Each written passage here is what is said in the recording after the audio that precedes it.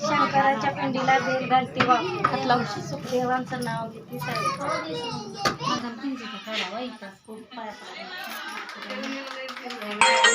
दीड दिवसाची पाहुणी गौराई निघाली सासूराला डोला भरीला पाणी गतीला जड झाली पाऊला